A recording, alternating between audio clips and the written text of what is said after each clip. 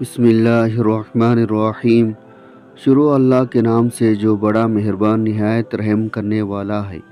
فجر کی 2 سنتوں کے بعد قرآن پاک کی یہ سورت جو شخص پڑھ کر اللہ سے جو دنیا کی قیمتی چیز مانگتا ہے، اللہ خوشی سے دیتا ہے۔ محترم ناظرین، قرآن پاک کی یہ سورت جو شخص فجر کی 2 سنتوں کے بعد پڑھتا ہے، فرشتے اسے گھیر لیتے ہیں۔ یہ قرآن پاک کی سب سے پرسکون اور آنکھیں روشن کرنے والی صورتوں میں سے ہے۔ یہ صورت آپ کو اللہ کے قریب کر دیتی ہے۔ یہ صورت غریبوں کو امیر، بیماریوں کو صحت مند اور حاجت مندوں کی حاجت کو پورا کرتی ہے۔ یہ صورت پڑھنے والے سے اللہ تعالیٰ خوش ہوتا ہے۔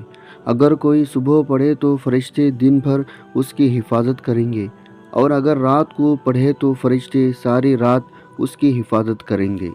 یہ صورت خاندان میں اتفاق کو برقرار رکھنے اور کسی بھی قسم کی تنازعات کو دور رکھنے میں بھی مدد کرتی ہے۔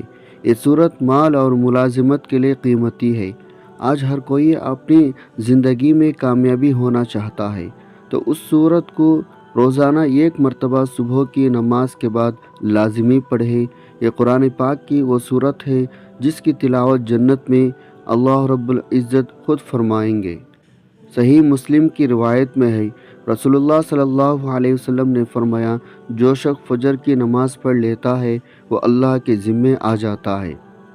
یعنی جو شخص نماز فجر کا فرائض ادا کر لیتا ہے وہ اللہ کی حفاظت میں آ جاتا ہے اور اسے کوئی بھی نقصان نہیں پہنچا سکتا۔ ہم میں سے اکثر لوگوں کو ایک شکوہ ہمیشہ رہتا ہے، روزی میں برکت نہیں، گھر میں برکت نہیں، کتنا ہی کما لیں پتہ ہی نہیں چلتا کہاں گیا۔ ہر وقت کوئی نہ کوئی پریشانی رہتی ہے، کبھی بیماری تو کبھی کوئی اور تنگی۔ اگر ہم اس تمام بے برکتی، تنگ دستی، بے روزگاری اور پریشانیوں کو نماز فجر کے عدم ادائیگی کے پس منظر میں دیکھیں تو معلوم ہوگا یہ سب بے برکتی اسی سبب سے ہے۔ ہم نماز فجر کی ادائیگی میں حد درجہ کوتاہی، غفلت، لاپرواہی اور سستی کا شکار ہیں۔ رسول اللہ صلی اللہ علیہ وسلم کے اس حوالے سے متعدد احادیث موجود ہیں جن میں رزق کی تقسیم اور فراوانی برکت کو نماز فجر کی ادائیگی سے مشروط کیا گیا ہے۔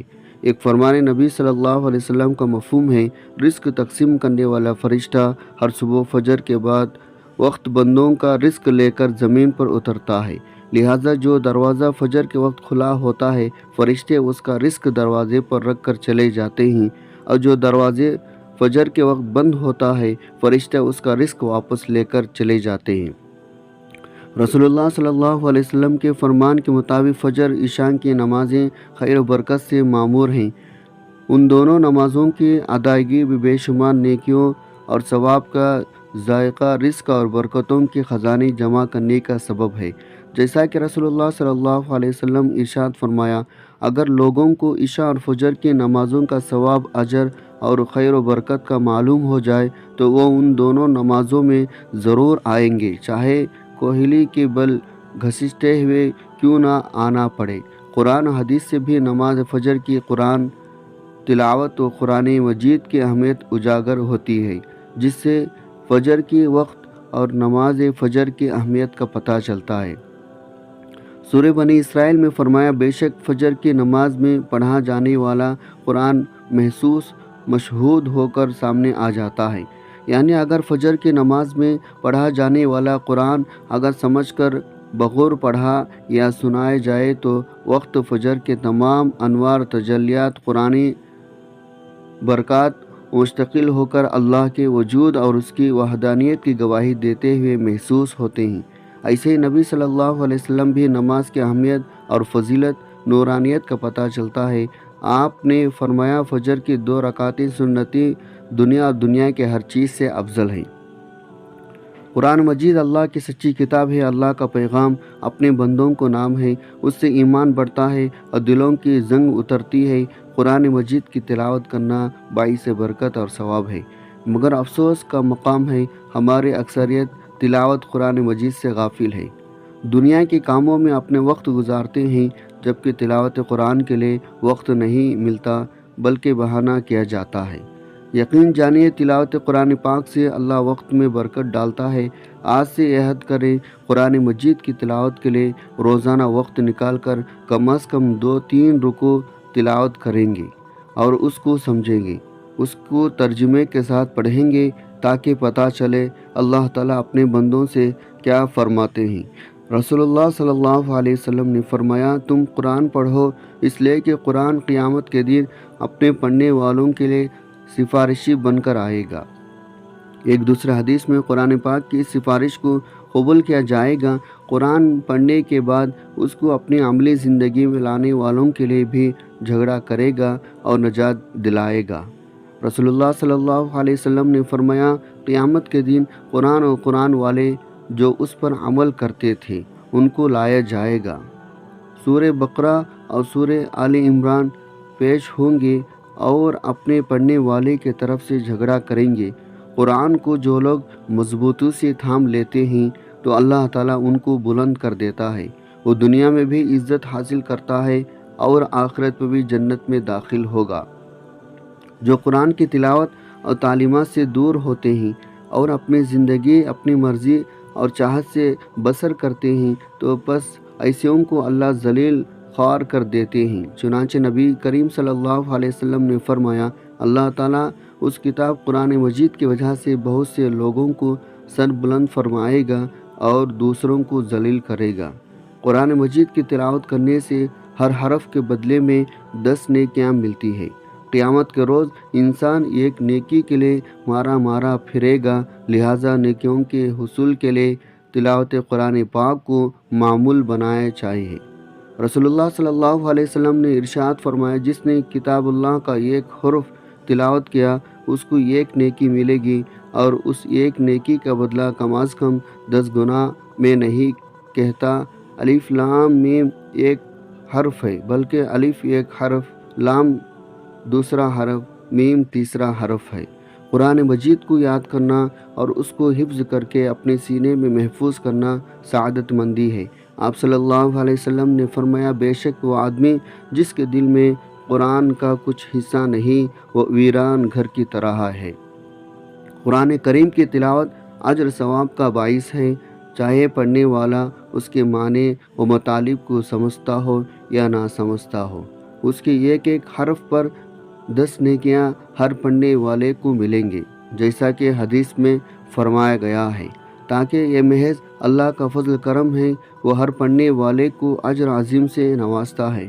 لیکن بغیر سمجھے پڑھنے سے ثواب تو یقین مل جائے گا، لیکن قرآن مجید کے نزول کا جو اصل مقصد ہے وہ اس سے حاصل نہیں ہوگا۔ وہ مقصد کیا ہے؟ ہدایت اور روشنی۔ یہ تو صرف اسی ہی کو ملے گی جو قرآن کو سمجھنے کی اور اس کے معنی مطالب سے آگاہی حاصل کرنے کی کوشش کرے گا۔ آج اس قرآن کو پڑھنے والا تو لاکھوں نہیں بلکہ کروڑوں کی تعداد میں ہے، لیکن اس میں بیان کردہ اصول و ضوابط، تعلیمات و ہدایت کو سمجھنے والے کتنے ہیں؟ تھوڑے، بالکل تھوڑے۔ حالانکہ اللہ تعالیٰ نے فرمایا، ہم نے قرآن کو آسان کیا نصیحت حاصل کرنے کے لیے، کیا پس کوئی نہیں نصیحت حاصل کرنے والا؟ ارشاد گرامی ہے، بے شک اللہ تعالیٰ اس قرآن کی وجہ سے کچھ لوگوں کو بلند عطا کرے گا اور کچھ کو پست۔ یعنی ناظرین، آج کے وظیفے میں جس سورت کی تلاوت کا ذکر کیا گیا ہے یہ سورت رحمان ہے۔ رحمان اللہ کی خوبصورت ناموں میں سے ہے، جس کا مطلب ہے رحم کرنے والا۔ یہ سورت جو پڑھتا ہے اس پر رحم کیا جاتا ہے، جس مقصد کے لیے پڑھتا ہے وہ مقصد پورا کیا جاتا ہے، دنیا اور آخرت کی سختی سے اسے نجات ملتی ہے۔ سورہ رحمان کا نام اللہ کی خوبصورت ترین ناموں میں سے ایک نام پر رکھا گیا ہے۔ اس سورت میں خدا کے فضل کی مثالیں دی گئی اور اللہ کی مختلف تحائف کی اہمیت کو دہرایا گیا ہے۔ سورۃ الرحمن ہمیں رحمت الہی کے تصور پر غور کرنے کی ترغیب دیتی ہے۔ اللہ نے ہمیں مختلف طوائف دیے ہیں، یہ دنیا بھی ایک تحفہ ہے۔ درخت، کھانا پینا، ہمارے ارد گرد کا ماحول، ہوا، پانی، صحت مند جسم اور دماغ، خاندان، دوست، سب کچھ ایک تحفہ ہے۔ ہم اس سب کو قدر کی نگاہ سے نہیں دیکھتے ہیں، لیکن اس طرح کے ہر تحفے کی اہمیت ہوتی ہے۔ سورۃ رحمان ہمیں یاد رکھنے میں مدد کرتی ہے اس طرح کے تمام خدائی احسانات ایسی چیز نہیں ہیں جن سے ہمیں غفلت برتنی چاہیے۔ یہ آیت دہرانے سے یہ تمہارے رب کی نعمتیں ہیں جنہیں تم جھٹلاتے ہو۔ یہ صورت ہمیں بتاتی ہے ہم اپنے رب کی کسی نعمت کا انکار نہ کریں۔ اس وقت کے مطابق کافر مسلسل مکروہ طور پر حق کا انکار کر رہے تھے اور مسلمانوں پر کھلے عام تشدد کر رہے تھے۔ تم اپنے رب کی کون سی نعمتوں کو جھٹلاؤ گے؟ حقیقت میں جھٹلانے والے کے لیے ایک مستقل نصیحت تھی، جو غرور ناشکری میں اندھے تھے اور مسلمانوں پر بغیر کسی اشتعال کے حملے کرتے اور قتل کر دیتے تھے۔ سورۃ رحمان اللہ کی رحمتوں کی لامحدود فہرست کو خوبصورتی سے پیش کرتی ہے۔ یہ دل کو چھو لیتی ہے اور سچے ایمان والوں کی آنکھوں میں آنسو لاتی ہے۔ انسانوں میں حق کو نظر انداز کرنے کی کمزوری ہے۔ ہم جانتے ہیں ہر چیز فانی ہے، اس کے باوجود ہم دنیاوی دولت اور آسائش کے اصول میں دیوانے ہیں۔ ہمیں اس بات کا علم ہونا چاہیے اس زندگی میں ہمارے پاس جو کچھ ہے وہ مستقل نہیں ہے۔ ہمارے خاندان اور دوست ہمیں چھوڑ سکتے ہیں، اچھی صحت میں کمی آ سکتی ہے، ہماری دولت ختم ہو سکتی ہے، لیکن پھر بھی ہم مغرور متکبر رہتے ہیں۔ سورہ رحمان بار بار ہمیں اللہ کا شکر ادا کرنے کی یاد دلاتی ہے، کیونکہ ہمارے پاس جو کچھ بھی ہے وہ ہمارے لیے اللہ کا تحفہ ہے۔ ہمیں چاہیے ہم دنیا کے لیے کام کریں اور نیک اعمال میں مشغول ہوں اور اللہ ہی کو راضی کرنے کی کوشش کریں۔ ہمیں معلوم ہونا چاہیے مسلمان ہونے کی حیثیت سے سورہ رحمان کو دل سے سیکھنا امن سکون کا باعث ثابت ہو سکتا ہے۔ اپنے آپ کو اللہ کے مختلف احسانات کی یاد دہانی کر ہم تناؤ ذہنی دباؤ کا مقابلہ کر سکتے ہیں اور اپنے ایمان کو مضبوط کر سکتے ہیں۔ رحمان علم القرآن رحمان نے اپنے محبوب کو قرآن سکھایا۔ اس آیت کی شان نزول کے بارے میں ایک قول یہ ہے، جب سورہ فرقان کے آیت نمبر 60 نازل ہوئی جس میں رحمان کو سجدہ کرنے کا حکم دیا گیا تو کفار مکہ نے کہا رحمان کیا ہے، ہم نہیں جانتے۔ اس پر اللہ تعالیٰ نے سورہ رحمان نازل فرمائے۔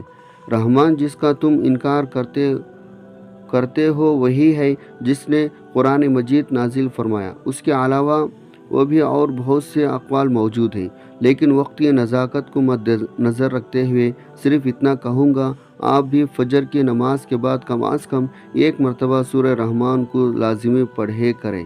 پورا سال اللہ پاک آپ پر رحم فرمائیں گے۔ جس پر اللہ پاک کا رحم فرما دے اس پر پوری دنیا رحم کرتی ہے، پوری دنیا اس سے پیار کرتی ہے، کائنات کی ہر چیز اس سے پیار کرتی ہے۔